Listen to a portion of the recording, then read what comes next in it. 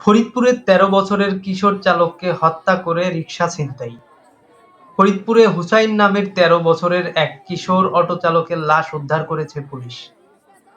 শুক্রবার ৩ জানুয়ারি সকালে শহরের ঘটি লক্ষ্মীপুরের একটি মাদ্রাসার দেওয়ালের পাশে তার লাশ দেখে স্থানীয় জনতা পুলিশকে খবর দেয়।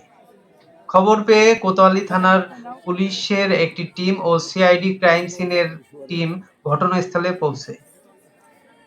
আমাদের নিজস্ব প্রতিবেদক নুরুল ইসলামের পাঠানো তথ্যচিত্রে ডেস্ক রিপোর্ট। নিহত হুসাইনের বাড়ি শহরের চর টেপাখোলার ব্যাপারীপাড়া। তার বাবার নাম খোকা ব্যাপারী। তিনি মাত্র ১ সপ্তাহ আগে মারা গেছেন। মায়ের নাম শেফালী বেগম। এর চাচাতো ভাই ওবায়দুর রহমান বলেন, ৩ বোন, ১ ভাইয়ের মধ্যে সবার ছোট হুসাইন। বড় বোনগুলোর বিয়ে হয়ে গিয়েছে। ১ সপ্তাহ আগে তার বাবা মারা যায়।